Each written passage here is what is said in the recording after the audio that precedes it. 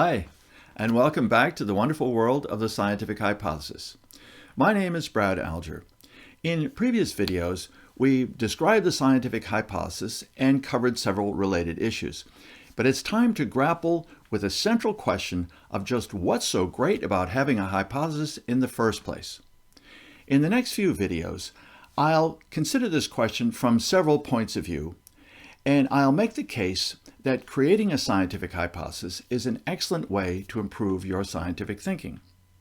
Now remember, I'm not here to argue that hypothesis testing is the only way to do science. We've already considered several alternatives. Rather, I want to show why the hypothesis is such a handy tool to have in your mental toolbox, and why you should look for opportunities to use it whenever possible. In this video, we'll begin to investigate the question and the origins of scientific bias. And we'll see how having a hypothesis can help avoid certain forms of bias. All right, the first benefit of the explicit hypothesis that we'll discuss is as an antidote to unconscious bias. We'll begin by considering something called automatic thinking, which is what gives rise to unconscious biases and errors. Examples will be illusions, both sensory and cognitive, as well as our ongoing hypothesizing that makes sense of the world for us and how our responses of surprise reveal this activity. And finally, I'll begin to cover the idea of how awareness, that is, making our hypotheses explicit, can provide the best defense against these sorts of errors. What do I mean by automatic thinking? This is a constant, ongoing information processing activity that attempts to explain or understand what's going on around us. This is effortless mental activity. It can be conscious or unconscious, but it may also lead to illusions, both sensory and cognitive, and it's responsible for certain kinds of biased thinking. We'll begin with simple sensory illusions that many people are probably familiar with. Illusions in general are simply mismatches between experience or perception and what we know from objective knowledge. For example, if you look at the two parallel lines here, the top line looks shorter than the bottom line, right? They look as though they're unequal in length, but if we take a ruler, we can see that the parallel lines are in fact equal. So this is the mismatch between our perception and objective knowledge. Here's another example of a sensory illusion. There's a series of rectangles varying from dark to light gray, and they're adjoining each other. The thing to notice, however, is that at the borders between the rectangles, one side is darker and one side is lighter. However, if we peel away the surround, we see that, in fact, this rectangle, like all of them, is uniform in shade. This means that the appearance of darkness and lightness is an illusion created by the automatic processing of our visual system. So sensory illusions provide one sort of example of the mind's ongoing hypothesis generation process. Another example is revealed by our reactions of surprise. You're surprised because something happens that you didn't expect or internally predict would happen. Her deep implicit hypothesis of how things are was apparently falsified. We're generally unaware of this ongoing mental activity, and partly because our implicit hypotheses are usually correct or good enough that we cope effectively with our complex environment. An example of the operation of the system in a more complicated case comes with something called cognitive illusions, as defined by Daniel Kahneman and Amos Tversky. Here's an example. A baseball bat and ball together cost $5.50. The bat costs $5 more than the ball. How much does the ball cost?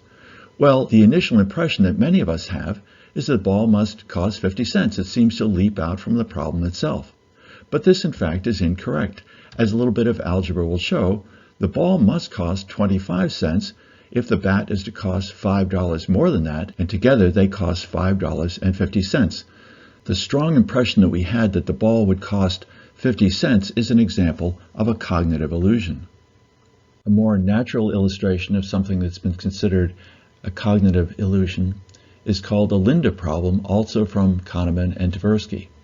In this problem, we're given the information that Linda is 31, single, outspoken, and very bright. In college, she was a philosophy major where she was deeply concerned with matters of discrimination and social justice. She participated in anti-nuclear demonstrations. If you're asked the question, is it more likely that Linda is a bank teller or a bank teller who is active in the women's movement, the overwhelming tendency for most of us is to say B, a bank teller who is active in the women's movement. After all, it seems to follow directly from the description of Linda that we have. However, the logically correct answer, of course, is A, a bank teller. To see why this must be true, let's consider the class of all bank tellers. This is a large class which must include a lot of people who are not supportive of the women's movement, such as social conservatives or simply women who, for one reason or another, are not active in the women's movement. Therefore, the class of all bank tellers who are active in the women's movement must be smaller than the class of all bank tellers. And what this means is that if you're going to bet money on whether Linda is simply a bank teller or a bank teller who is active in the women's movement, you must bet A unless you want to take a chance of losing money. Without getting bogged down into details of this analysis, however, I want to make several important points. We prefer option B because we automatically formulate a narrative hypothesis about Linda that predicts her character. This unconscious hypothesis is based on very sketchy, incomplete information, as are most of our ongoing hypotheses. I mean, consider, we only know salient factors of what Linda was like in college, but that might have been 9 or 10 years ago, and people change. This strong tendency to form hypotheses based on incomplete information is what gives rise to stereotypes and other forms of bias. None of this is to say that the products of the unconscious mind are always unreliable or bad. The classic example comes from the history of chemistry, where the chemist Kekule in the middle 1860s was trying to work out the structure of benzene, which at that time was completely unknown. After spending several hours playing with the ideas of the different atoms and molecules in benzene, Kekule fell asleep, and when he did, he had a remarkable dream. He saw a snake biting its own tail, and when he woke up, it occurred to him that a snake biting its tail suggested a ring and that benzene might be a ring. Once he had this hypothesis and made it explicit, Kekule went on to test it rigorously. The major point here is that we don't know how the mind works. We know that it's full of things like ideas and hypotheses and expectations and so on. But the fact that we don't understand it means that we tend to look at it and talk about it in vague ways. We might say an idea popped into my head without having any very precise notion of what that might mean. The fact, however, is that it doesn't matter where your hypotheses come from. What matters is that you become aware of them and make them explicit, so that you and everyone else knows about them, what they mean, and how to test them. Let's review the conclusions from this discussion. First, our minds are always actively engaged in interpreting the world. We automatically generate hypotheses to explain it, and yet we're mostly unaware of this mental activity. Hence, we have little or no control over what motivates us.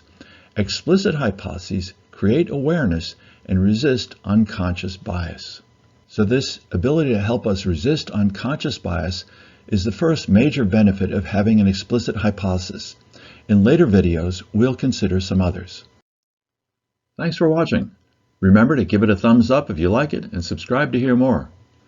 See you next time.